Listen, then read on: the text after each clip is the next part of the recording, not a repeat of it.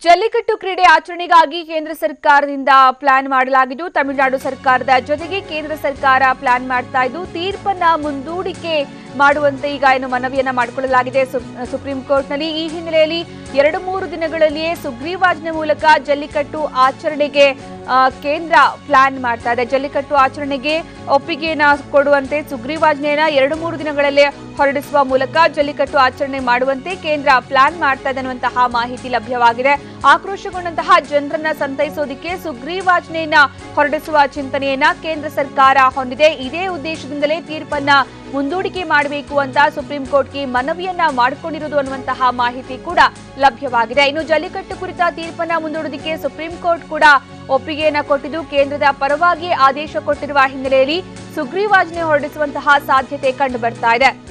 ತಮಿಳುನಾಡಲ್ಲಿ ಮತ್ತೆ ಜಲ್ಲಿಕಟ್ಟು ಕ್ರೀಡೆಯ ಆಚರಣೆ ಜಾರಿಗೆ ಬರುವಂತಹ ಸಾಧ್ಯತೆ ಕಂಡು ಬರ್ತಾ ಇದೆ। ಯಾಕಂದ್ರೆ ಈಗ ಆಗ್ತಾ ಇರುವಂತಹ ಬೆಳವಣಿಗೆಯನ್ನ ನೋಡಿದ್ರೆ ಒಂದು ಕಡೆ ಜಲ್ಲಿಕಟ್ಟು ಕ್ರೀಡೆ ಆಚರಣೆಗೆ ಏನು ಕೇಂದ್ರ ಸರ್ಕಾರ ಸುಪ್ರೀಂ ಕೋರ್ಟ್ನ ತೀರ್ಪನ್ನ ಉಲ್ಲಂಘನೆ ಮಾಡೋದಕ್ಕೆ ಸಾಧ್ಯ ಆಗೋದಿಲ್ಲ। ಆದರೆ ಸುಪ್ರೀಂ ಕೋರ್ಟ್ ಅಂತಿಮ ತೀರ್ಪನ್ನ ಮುಂದೂಡಿದಂತಹ ಸಂದರ್ಭದಲ್ಲಿ ಕೇಂದ್ರದ ಮನವಿಯನ್ನ ಪುರಸ್ಕರಿಸಿದ ಸಂದರ್ಭದಲ್ಲಿ ಕೇಂದ್ರ ಸರ್ಕಾರ ಸುಗ್ರೀವಾಜ್ಞೆಯನ್ನ ಹೊರಡಿಸಬಹುದು। ಆಗ ಈ 1 ವಾರ ಕಾಲ ಅಂತಿಮ ತೀರ್ಪನ್ನ ಮುಂದೂಡಲಾಗಿದೆ। ಇನ್ನು 2-3 ದಿನಗಳ ಅಲ್ಲಿ ಸುಗ್ರೀವಾಜ್ಞೆಯನ್ನ ಹೊರಡಿಸಿದ್ರೆ ತಮಿಳುನಾಡಲ್ಲಿ ಜಲ್ಲಿಕಟ್ಟು ಆಚರಣೆಗೆ ಒಪ್ಪಿಗೆ ಸಿಕ್ಕಂತಾಗತ್ತೆ। ಆಕ್ರೋಶಗೊಂಡಂತಹ ಜನರನ್ನ ಸಂತೈಸೋದಕ್ಕೆ ಕೇಂದ್ರ ಸರ್ಕಾರದ ಮುಂದೆ ಇದು ಒಂದೇ ಪ್ಲಾನ್ ಇರೋದು ಅನ್ನುವಂತಹ ಒಂದು ಮಾಹಿತಿಯ ಮೇರೆಗೆ ಈಗ ಜಲ್ಲಿಕಟ್ಟು ಕ್ರೀಡೆ ಆಚರಣೆಗಾಗಿ ಕೇಂದ್ರ ಸರ್ಕಾರ ತಮಿಳುನಾಡು ಸರ್ಕಾರ ಜೊತೆ ಸೇರಿಕೊಂಡು ಈ ರೀತಿಯ ಒಂದು ಪ್ಲಾನ್ ಅನ್ನ ಮಾಡಿಕೊಂಡಿದೆ ಅನ್ನುವಂತಹ ಮಾಹಿತಿ ಲಭ್ಯವಾಗಿದೆ।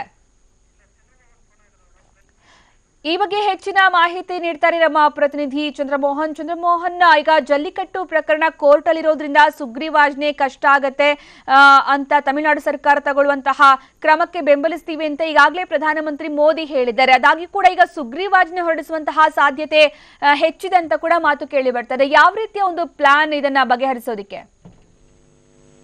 ಸುಕನ್ಯಾ, ಇವತ್ತು ಕೇಂದ್ರ ಸರ್ಕಾರದ ಪರ ವಕೀಲ ಅಟಾರ್ನಿ ಜನರಲ್ ಮುಕುಲ್ ರೋಟಗಿ ಅವರು ಸುಪ್ರೀಂ ಕೋರ್ಟ್ನ ಜಸ್ಟಿಸ್ ದೀಪಕ್ ಮಿಶ್ರಾ ಅವರ ಪೀಠದಲ್ಲಿ ಒಂದು ಮನವಿಯನ್ನ ಮಾಡಿಕೊಂಡ್ರು। ಏನಂತಂದ್ರೆ ಈಗ ಜಲ್ಲಿಕಟ್ಟು ಬಗ್ಗೆ ಪುನರ್ ಪರಿಶೀಲನಾ ಅರ್ಜಿಗಳ ಬಗ್ಗೆ ಸುಪ್ರೀಂ ಕೋರ್ಟ್ ನೀಡಬೇಕಾಗಿರುವ ಅಂತಿಮ ತೀರ್ಪನ್ನ ಮುಂದೂಡಬೇಕು ಅಂತೇಳಿ ಮನವಿಯನ್ನ ಮಾಡಿಕೊಂಡ್ರು। ಎಷ್ಟು ದಿನಗಳ ಕಾಲ ಮುಂದೂಡಬೇಕು ಅಂತೇಳಿ ನೀವು ಕೋರ್ಕೊಳ್ತಾ ಇದ್ದೀರಾ ಅಂತೇಳಿ ಜಸ್ಟಿಸ್ ಅವರು ಕೇಳಿದಂತಹ ಸಂದರ್ಭದಲ್ಲಿ 1 ವಾರಗಳ ಕಾಲ ಮುಂದೂಡಿ ಎನ್ನುವ ಮನವಿಯನ್ನ ಮಾಡ್ಕೊಂಡಿದ್ದಾರೆ। ಈಗ ಕೇಂದ್ರ ಸರ್ಕಾರ ಜಲ್ಲಿಕಟ್ಟು ಸಮಸ್ಯೆಯನ್ನು ಬಗೆಹರಿಸಲಿಕ್ಕೆ ತಮಿಳುನಾಡು ಸರ್ಕಾರದೊಂದಿಗೆ ಮಾತುಕತೆಯನ್ನು ನಡೆಸ್ತಾ ಇದೆ। ಈ ಜೊತೆಗೆ ಅಂತಿಮ ತೀರ್ಪು ನೀಡೋದ್ರಿಂದಾಗಿ ಅದು ಬೇರೆ ರೀತಿಯ ಸಮಸ್ಯೆಗಳಿಗೂ ಕೂಡ ಬಳಿಕ ಕಾರಣ ಆಗುತ್ತೆ।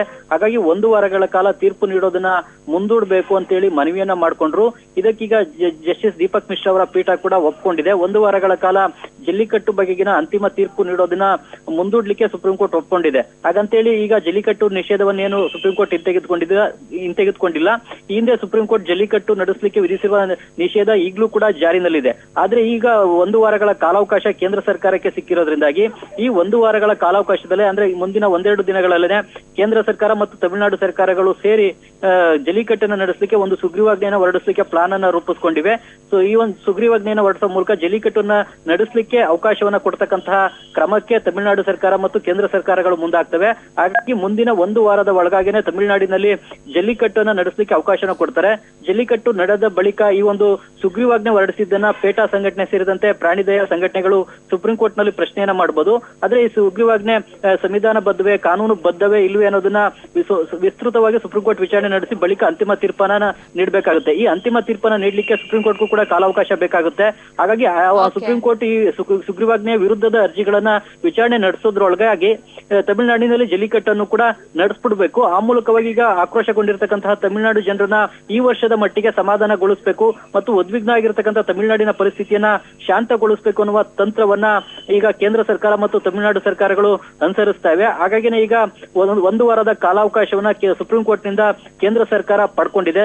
ಸಾಮಾನ್ಯವಾಗಿ ಯಾವತ್ತೂ ಕೂಡ ಕೇಂದ್ರ ಸರ್ಕಾರ ತೀರ್ಪು ನೀಡೋದನ್ನ ಮುಂದೂಡಿ ಅಂತೇಳಿ ಸುಪ್ರೀಂ ಕೋರ್ಟ್ ನಲ್ಲಿ ಮನವಿಯನ್ನ ಮಾಡಿಕೊಳ್ಳಿಲ್ಲ। ಆದ್ರೆ ಈಗ ಒಂದು ಕೇಂದ್ರ ಸರ್ಕಾರವು ಕೂಡ ಈಗ ಇಕ್ಕಟ್ಟಿಗೆ ಸಿಲುಕಿದೆ। ತಮಿಳುನಾಡಿನ ಜನ ಕೇಂದ್ರ ಸರ್ಕಾರದ ವಿರುದ್ಧ ಹೆಚ್ಚು ಆಕ್ರೋಶಗೊಂಡಿದ್ದಾರೆ। ತಮಿಳುನಾಡಿನ ಜನ ಈಗ ತಮಿಳುನಾಡು ಸರ್ಕಾರದ ವಿರುದ್ಧ ಆಕ್ರೋಶಗೊಂಡಿಲ್ಲ, ಬದಲಿಗೆ ಹೆಚ್ಚಿನದಾಗಿ ಕೇಂದ್ರ ಸರ್ಕಾರದ ವಿರುದ್ಧ ತಿರುಗಿ ಬಿದ್ದಿದ್ದಾರೆ। ಕೇಂದ್ರ ಸರ್ಕಾರವೇ ನಮ್ಮ ಸಂಪ್ರದಾಯವನ್ನ ಪರಂಪರೆಯನ್ನ ಮುಂದುವರಿಸಲಿಕ್ಕೆ ಬಿಡ್ತಾ ಇಲ್ಲ ಮತ್ತು ಕೇಂದ್ರ ಸರ್ಕಾರವೇ ಈಗ ಸುಗ್ರೀವಾಜ್ಞೆಯನ್ನು ಕೂಡ ಜಲ್ಲಿಕಟ್ಟು ನಡೆಸಲಿಕ್ಕೆ ಹೊರಡಿಸ್ತಾ ಇಲ್ಲ ಅಂತೇಳಿ ಕೇಂದ್ರ ಸರ್ಕಾರದ ವಿರುದ್ಧ ತಿರುಗಿ ಬಿದ್ದಿದ್ದಾರೆ। ಆ ಕಾರಣಕ್ಕಾಗಿ ಅದಕ್ಕೇನೆ ಈಗ ಕೇಂದ್ರ ಸರ್ಕಾರ ಈ ಸುಪ್ರೀಂ ಕೋರ್ಟ್ ನೀಡಬೇಕಾಗಿರುವ ಅಂತಿಮ ತೀರ್ಪನ್ನ ಮುಂದೂಡಿ ಅಂತೇಳಿ ಮನವಿಯನ್ನ ಮಾಡಿಕೊಂಡಿದೆ. ಕಳೆದ ವಾರವೂ ಕೂಡ ಜಲ್ಲಿಕಟ್ಟು ತೀರ್ಪನ್ನ ಬೇಗ ನೀಡಬೇಕು, ಸಂಕ್ರಾಂತಿಗಿಂತ ಮುಂಚಿತವಾಗಿ ನೀಡಬೇಕು ಅಂತೇಳಿ ತಮಿಳುನಾಡಿನ ಜನರು ಸುಪ್ರೀಂ ಕೋರ್ಟ್ಗೆ ಅರ್ಜಿಯನ್ನ ಸಲ್ಲಿಸಿದ್ರು. ಆದ್ರೆ ಆ ರೀತಿ ಬೇಗನೆ ತೀರ್ಪನ್ನ ನೀಡಲಿಕ್ಕೆ ಸಾಧ್ಯವಾಗೋದಿಲ್ಲ. ತೀರ್ಪನ್ನ ನಾವು ಸಿದ್ಧಪಡಿಸ್ತಾ ಇದ್ದೇವೆ, ಅದರ ಕರಡು ಸಿದ್ಧವಾಗಿದೆ, ಆದ್ರೆ ತೀರ್ಪನ್ನ ನಾವೇ ನೀಡ್ತೇವೆ, ಅದಕ್ಕೆ ಬೇಗ ನೀಡ್ಲಿಕ್ಕೆ ಸಾಧ್ಯ ಇಲ್ಲ ಅಂತೇಳಿ ಸುಪ್ರೀಂ ಕೋರ್ಟ್ ತಮಿಳುನಾಡಿನ ಜನರ ಮನವಿಯನ್ನ ತಿರಸ್ಕರಿಸಿತ್ತು. ಆದ್ರೀಗ ಧನ್ಯವಾದ ಚಂದ್ರಮೋಹನ್.